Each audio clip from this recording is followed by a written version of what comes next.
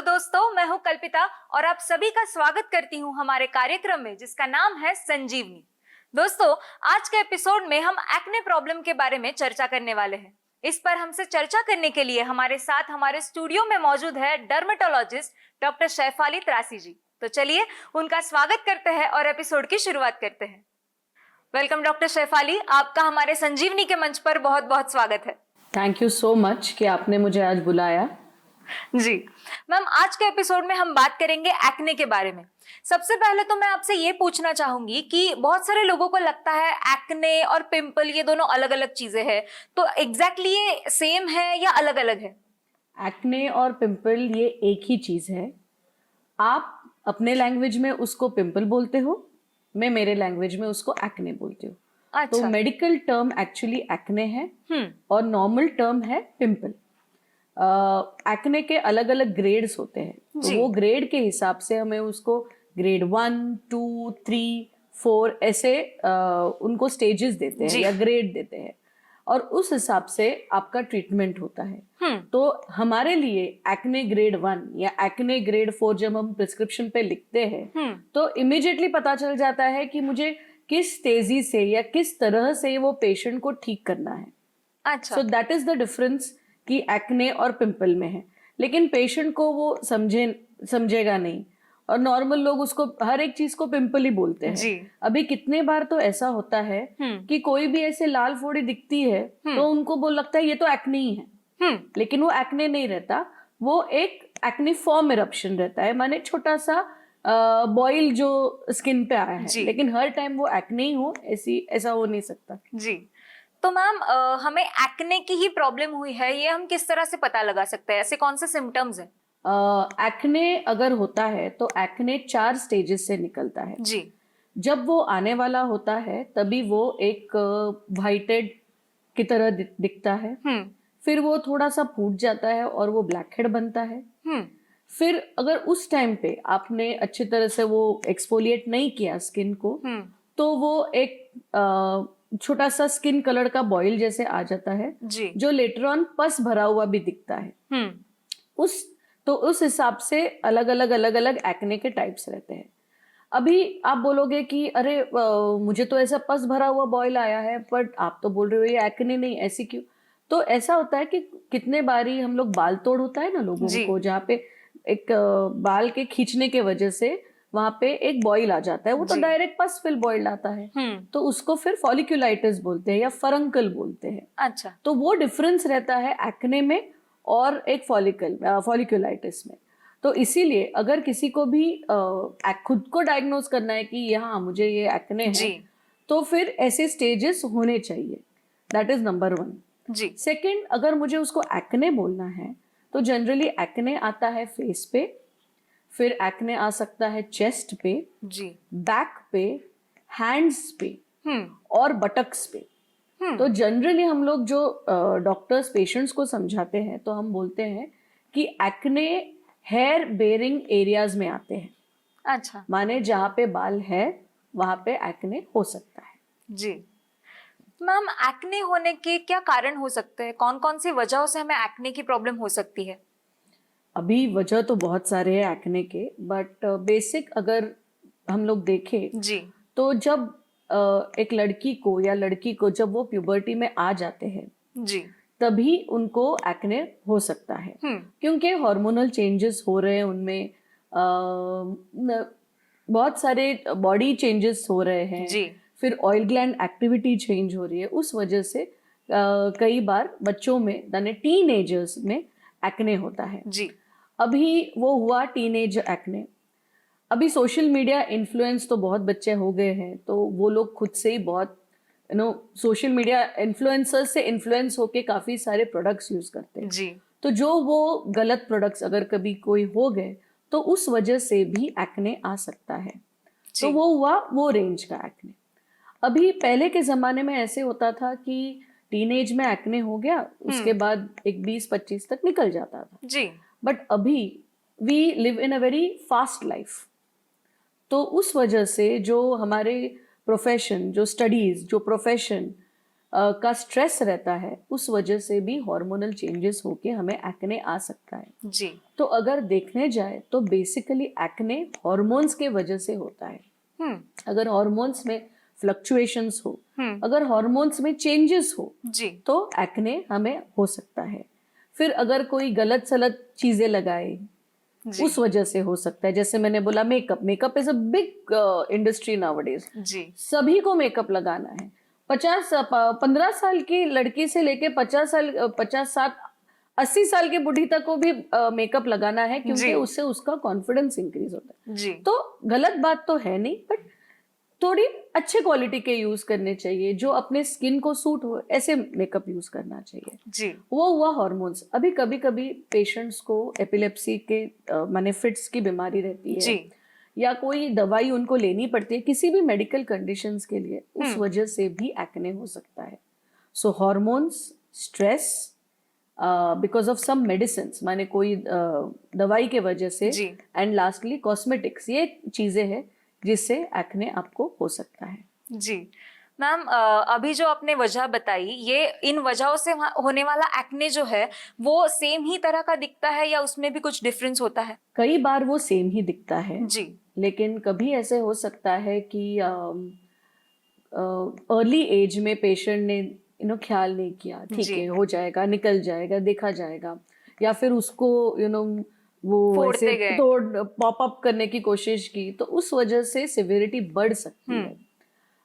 कभी कभार अभी टीबी के मेडिसिन के वजह से काफी लोगों को पिंपल्स आते हैं, जी। बट टीबी तो ट्रीट करना है ना। बिल्कुल। तो उन लोगों में भी जो सिविरिटी होती है एक्ने की, वो बहुत ज्यादा रहती है एज कम्पेयर टू अपने नॉर्मल टीनेज एक्ने। जी। या फिर कभी कोई एकदम से हार्मोन बहुत तकलीफ है उस बंदे को, तो फिर जो टाइप का एक्ने आता है वो बहुत सिवियर रहता है। जी। वो अपने नॉर्मल चीजों से नहीं आएगा कि चलो व्हाइट हेड हुआ, फिर ब्लैक हेड हुआ, फिर पैप्यूल हुआ, फिर ऐसे नहीं आएगा। एकदम से ही नोड्यूलोसिस्टिक एक्ने टाइप का ग्रेड का आ सकता है। जी मैम, आपने कहा कि कॉस्मेटिक्स आजकल जो छोटे से छोटे बच्चे से लेकर एक बूढ़ी औरत तक सभी लोग मेकअप लगाते हैं, तो हमें मेकअप कौन सा सूट करता है ये हम किस तरह से पहचान सकते हैं, किस तरह से टेस्ट कर सकते हैं? एक सिंपल वे से बताती हूँ। जी।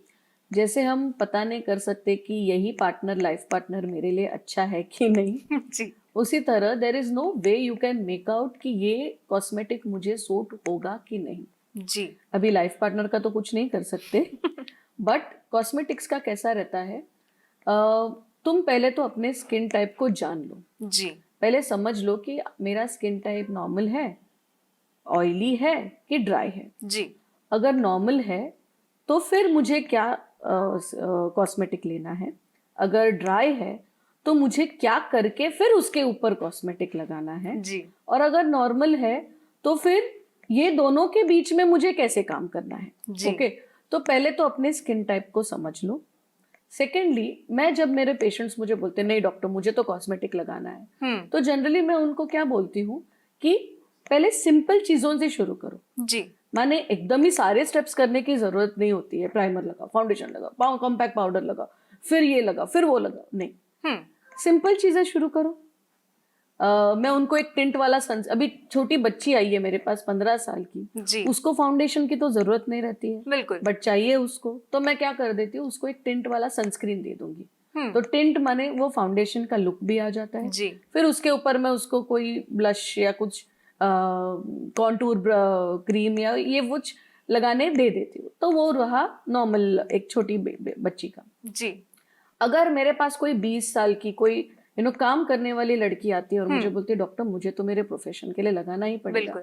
तो मैं इनको क्या बोलती हूँ कि कोई अच्छा ब्रांड का आप ट्राई करके देखो, अगर आपको वो सूट करे तो बहुत अच्छी बात है, कंटिन्यू यूजिंग इट। जी। ओके, अगर नहीं सूट करे तो आपको वो चेंज करना पड़ेगा। यू हैव टू अंडरस्टैंड कि क्या मेकअप आपको सूट कर रहा है और क्या मेकअप आपको सूट नहीं कर रहा है। सिर्फ एक कोई ब्रांड बहुत अच्छा है और मेरे फ्रेंड को सूट कर रहा है, इसका मतलब ये नहीं कि वो आपको सूट होने वाला है। जी। सो बी एक्सट्रीमली केयरफुल। और कभी ऐसे हो जाए कि किसी ने आपको उनका नहीं ये बहुत अच्छा है, तो डोंट शेयर मेकअप। जी। वो बहुत गलत चीज है, क्योंकि उसको अगर कोई इन्फेक्शन है तो वो इन्फेक्शन आपको हो सकता है। बिल्कुल। तो बहुत बार हमें ये समझाना पड़ता है कि खुद का मेकअप ले लो, खुद के लिपस्टिक्स ले लो, जो चीज माने उसके ये इन्फेक्शन स्प्रेड ना हो। कितने बार तो मेरे फ्रेंड को एक्ने था, उसने मेकअप लगा लिया, उसी का एक्ने मैंने लगाया और खुद को पिंपल्स आ गए। So that kind of infection spreads because end of the day acne माने क्या, एक बैक्टीरियल इन्फेक्शन है। बिल्कुल। So you have to take care of that. So try, पहले पेशेंट को बोलती हूँ पहले कुछ थोड़ा लगा के देख, सी अगर वो सूट कर रहा है 10 दिन 15 दिन 1 महीना लगा के देख, सूट कर रहा है कंटिन्यू, नहीं सूट कर रहा है चेंज कर दे। सेकेंडली मैं उनको हमेशा बोलती हूँ, जैसे हम घर से बाहर निकलते वक्त क्या करते हैं, उठते पहले ब्रश करते हैं, नहाते हैं, फिर निकलते हैं ना जी। तो वैसे ही मॉइस्चराइजर लगा के और सनस्क्रीन लगा के फिर मेकअप करो। तो मॉइस्चराइजर से क्या होता है, मेरा स्किन हाइड्रेट हो जाता है जी। तो अगर नॉर्मल और ड्राई स्किन है तो कोई भी मैं चीज अगर ऊपर से लगाओ तो इरिटेट नहीं होगी। और फिर sunscreen is a beautiful barrier cream. तो अगर कभी गलती से ऐसा हो भी गया कि मैंने कोई गलत सलत मेकअप लगा लिया जी। तो बहुत बार वो सनस्क्रीन ही बचा देता है, क्योंकि कोई भी मेकअप वो पेनिट्रेट नहीं करेगा सनस्क्रीन को और स्किन अच्छा रहेगा। सो ये थोड़े टिप्स होते हैं ना, मॉइस्चराइजर सनस्क्रीन लगा के फिर लगा के देख, सूट किया बहुत अच्छी बात है, नहीं किया चेंज करो। जी मैम, आपने कहा था कि हमारी जो हार्मोनल चेंजेस है उनकी वजह से भी हमें एक्ने हो सकता है, तो इसके लिए कौन से हार्मोन जिम्मेदार होते हैं? जो अपने सेक्स हार्मोन्स होते हैं जी। वो मेनली रिस्पॉन्सिबल होते हैं एक्ने के लिए।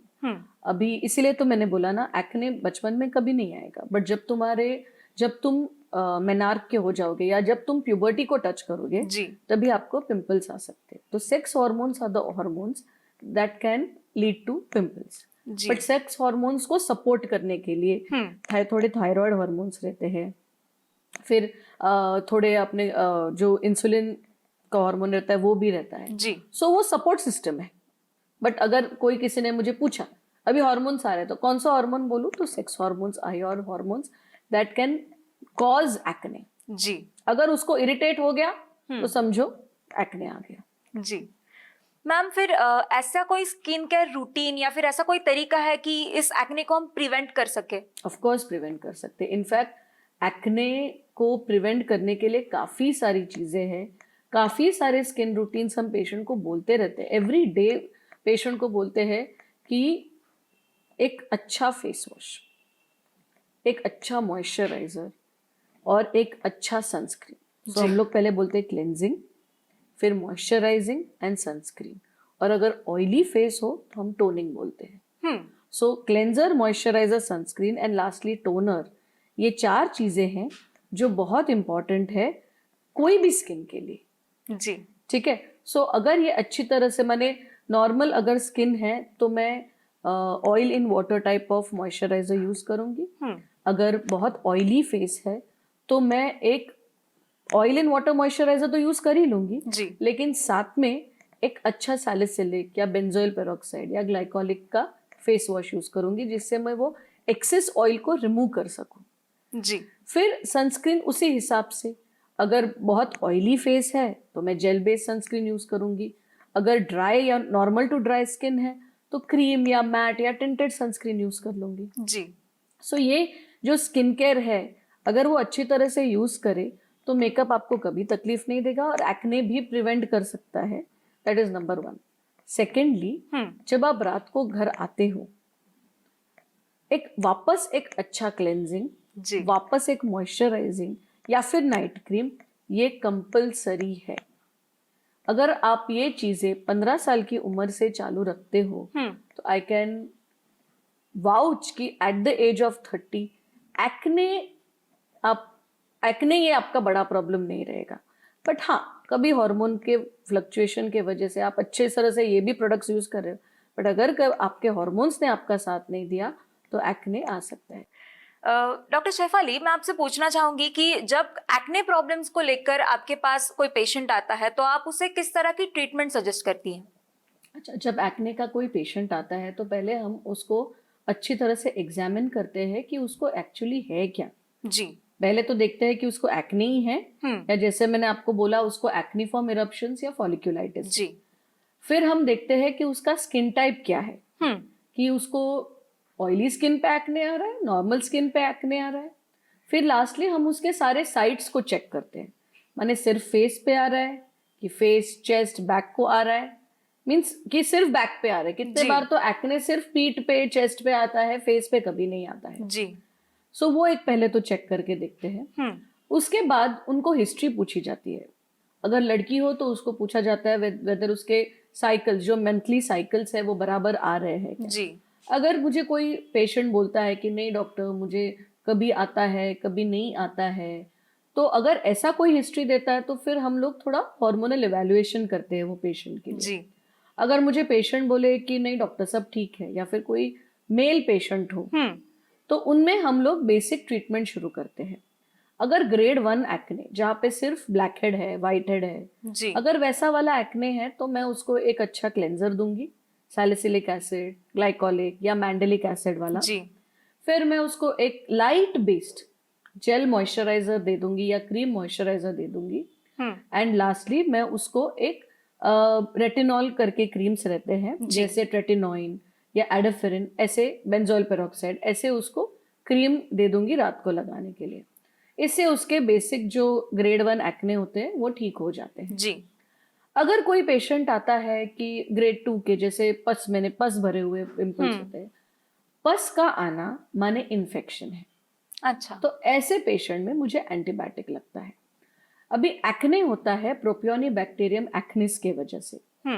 सो वो अगर बैक्टीरिया को मुझे किल करना है तो मैं उनको ओरल एंटीबायोटिक्स दूंगी, जैसे कि डॉक्सीसाइक्लिन, मीनोसाइक्लिन, लैमीसाइक्लिन, ऐसे एंटीबायोटिक्स हमें उनको देने पड़ते हैं। जी। उससे उनका इन्फेक्शन भी निकल जाएगा, साथ में जो मैंने ग्रेड 1 में दिया हुआ है ट्रेटिनोइन, एडाफिरिन, वो सब उनको साथ में दे देंगे, तो उस हिसाब से उनका ग्रेड 2 एक्ने ठीक हो जाता है। जी। अगर कोई पेशेंट आता है ग्रेड 3 माने नोड्यूलोसिस्टिक एक्ने है, बहुत सिवियर है, तो उन लोगों में मुझे एक तो हार्मोनल इवैल्यूएशन करूंगी, साथ में मैं उनको विटामिन ए डेरिवेटिव माने आइसोट्रेटिनोइन की गोली शुरू कर देती हूँ। जी। उन लोगों में मुझे ओरल दवाई देना ये इम्पोर्टेंट होता है। मैं सिर्फ क्रीम लगा के फेस वॉश करके मैं उनको ट्रीट नहीं कर सकती, क्योंकि एक्ने ऐसी चीज है, अगर मैं कुछ ना करूँ ना तो भी हील हो जाएगा। 2 महीने में होगा, 15 दिन, 2 महीने, 6 महीने में खुद से हो जाएगा। बट जो टेलटेल साइन आता है माने एक्ने का पिगमेंटेशन या एक्ने के वजह से होने वाला स्कार, वो बहुत बुरा दिखता है। जी। तो अगर कोई मेरे पास ग्रेड 3 माने सिवियर एक्ने वाला आता है, तो उनको मैं सिस्टमिक माने ओरल दवाई भी दूंगी और लगाने के लिए क्रीम्स भी दे दूंगी। जी। फिर अगर ऑल्सो ट्रीटमेंट ऐसा रहता है कि आजकल मुझे पेशेंट आके बोलेगा कि डॉक्टर मेरा 2 महीने में शादी है, या फिर मुझे ये इंटरव्यू में जाना है, मुझे बहुत अच्छा दिखना है जी, तो या फिर मुझे ये शूट है, तो आप कुछ भी करके मुझे जल्दी ठीक कर के दो। तो उन पेशेंट्स में मैं ना कि सिर्फ क्रीम दूंगी, ओरल टैबलेट्स दूंगी, मैं उनके लिए थोड़े ट्रीटमेंट्स करती हूँ जी। अभी ये ट्रीटमेंट्स क्यों जरूरत है कि उनके बोलेंगे कि अरे पिंपल्स तो आ रहे हैं, बट मेरा स्किन का साइकिल स्लो है, तो अगर मेरे क्रीम को भी एक्ट करना है जी, तो वो भी थोड़ा स्लो रहेगा ना। बिल्कुल, आज पिंपल आया कल गया, ऐसे तो होता नहीं जैसे एड्स में दिखाते हैं जी। तो उन पेशेंट में हम ट्रीटमेंट्स करते हैं जिसमें हम लोग केमिकल एक्सफोलिएशन करते हैं, जहाँ पे मैं केमिकल पील्स यूज करूंगी जो फ्रूट एसिड्स रहते हैं। अच्छा। So glycolic acid, salicylic acid, mandelic acid, ये सब अपने फ्रूट से, शुगर केन, फिर ग्रेप्स, ऐसे इन सब्सटेंसेस से मिलते हैं ये जो केमिकल पील्स होते हैं। वो स्किन को देख के, एक्ने के टाइप को देख के मैं यूज करती हूँ जी। वो रहा केमिकल एक्सफोलिएशन या केमिकल पीलिंग जिसको बोलते हैं। सेकेंड होता है हमारे पास एक लाइट ट्रीटमेंट रहता है जिसको हम लोग इंटेंस पल्स लाइट थेरेपी बोलते हैं। ये रेड कलर का लाइट रहता है, रेड और ब्लू कलर का प्रॉपर लाइट रहता है। ये जो अपना सिंपल एलईडी लाइट के मास्क रहते हैं ना, वैसे नहीं होते। ये लाइट से आपके जो एक्ने कॉजिंग बैक्टीरिया है उसको मारा जाता है। तो मेरा जो पिंपल्स के लिए एंटीबायोटिक जो मुझे लगेंगे वो मेरा रिक्वायरमेंट कम हो जाता है। अच्छा। तो उस हिसाब से हमें उनको ट्रीटमेंट देते हैं। अभी पेशेंट आया मेरे पास, पिंपल्स तो ठीक हो गए, लेकिन थोड़े स्किन को आदत रहती है स्कार बनने में जी। थोड़े पेशेंट्स वो दबा दबा के जो पिंपल्स आते हैं बिल्कुल। उनके मार्क्स रह जाते हैं, तो फिर उन पिंपल के पेशेंट्स के लिए फिर हम लोग लेजर ट्रीटमेंट्स करते हैं या फिर micro needling radio frequency treatments करते हैं, जी। जिससे मैं उनके स्कार्स का भी पूरे अप टू 80 to 90% मैं उनका स्कार्स ठीक कर सकती हूँ over a period of time. ऐसे नहीं कभी वादा दूंगी कि एक सिटिंग कर लो पूरा ठीक हो जाओगे, जी। बट अगर वही पेशेंट अच्छी तरह से स्किन केयर करे, क्रीम्स लगाए, हमारे ट्रीटमेंट्स करे, तो एक 6 महीने में, 9 महीने में, 1 साल में तो पूरा का पूरा स्कार्स निकल सकता है। जी मैम, हम जब स्किन केयर की बात करते हैं तो लोगों को लगता है कि मुझे दिन में 10 बार मेरा मुंह धोना चाहिए, और वो उसके लिए अलग अलग तरह के फेस वॉश यूज करते हैं। मार्केट में बहुत टाइप्स के फेस वॉश आते हैं, तो हमें हमारी स्किन केयर के लिए कितनी बार दिन में मुंह धोने की जरूरत होती है और किस तरह के फेस वॉश हम यूज कर सकते हैं? दिन में अगर आप 2 या 3 बार मुंह धोए तो काफी है। जी। एक तो नहाते वक्त धो लीजिए जी। और एक पूरा काम खत्म होने के बाद जब आप घर आते हो तभी धो लीजिए। ये अगर 2 बार धोए तो बहुत है। 3 बार, अगर अभी गर्मियों का सीजन जी। चल रहा है तो बहुत गर्मी हो रही है तो पानी से धो लीजिए, उसके लिए फेस वॉश की क्या जरूरत है। जी। 2 बार अच्छी तरह से आप अगर फेस वॉश के साथ क्लेंजिंग करें, that is more than enough, ताकि आपका स्किन एक ब्रीथ भी कर सके। सो अगर फेस वॉश बोलो तो अगर ड्राई स्किन है तो सिंपल नॉन सोपी क्लेंजर्स यूज करते हैं, जी। सिटाइल अल्कोहल वाला, स्टेराइल अल्कोहल वाला, जो झाग भी नहीं करेगा जी। बट चेहरे को अच्छी तरह से साफ कर देगा। अगर नॉर्मल स्किन है तो हम यही फोमी फेस वॉश बोलते हैं उसको, जी। तो वो कर सकते हैं। बट अगर ऑयली स्किन है, जैसे मैंने बोला, सैलिसिलिक एसिड या बेंजोइल पेरोक्साइड या मैंडेलिक एसिड या ग्लाइकोलिक एसिड, ऐसे वाले फेस वॉश बहुत अच्छा काम करते हैं। जी। उससे क्या होता है, क्लेंजिंग के वजह से उनका एक एक्ने का जो लेयर आ जाता है ना स्किन पे, वो निकल जाता है। That is number 1। जी। जो ब्लैक हेड और व्हाइट हेड है वो क्यों बने हैं, वहां पे तुम्हारा ऑयल जो सेबेशियस ग्लैंड में डेवलप होता है, जो तुम्हारे ऑयल ग्लैंड में डेवलप हो रहा है, जी। वो बाहर नहीं आ पाता, वो वहां पे अटक गया है, उसके वजह से वो पिंपल आ रहा है, वहां पे जी। ब्लैक हेड व्हाइट हेड हो रहा है। जी। तो अगर मैं सैलिसिलिक का अच्छा फेस वॉश करूँ, ज्यादा स्क्रब नहीं करना, सिंपल फेस वॉश करूँ, तो वो एसिड के साथ वो जो प्लग हुआ है वो निकल जाएगा, साथ में तुम्हारा पिंपल निकल जाएगा। सो ये फेस वॉश काफी अच्छे होते हैं, इनफैक्ट रेगुलरली करना चाहिए, but not more than twice.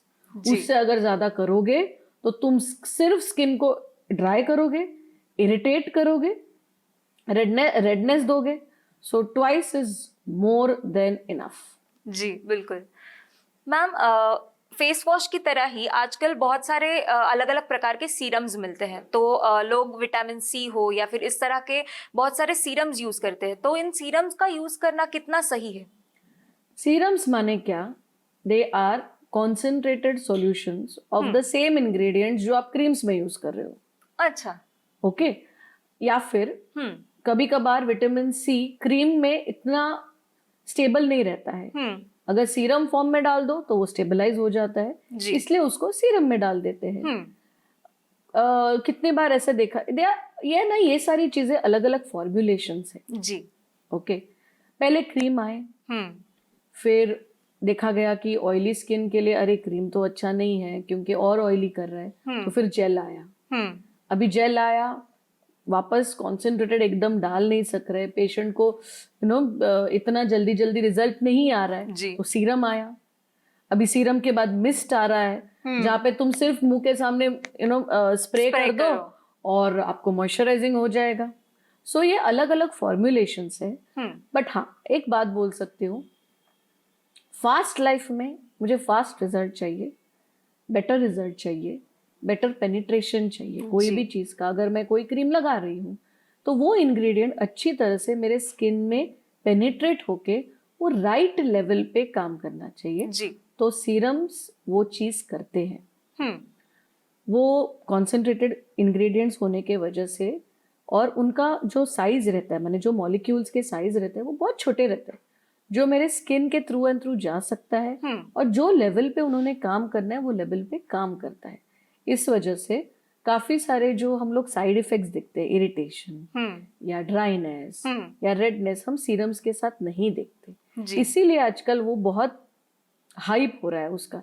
But to some extent ये हाइप अच्छा भी है, क्योंकि हाँ वो कर रहा है अपना काम और अच्छी तरह से कर रहा है, थोड़ा फास्टर कर रहा है। जी। सो सीरम्स ऐसे आए हैं, दैट इज नंबर 1।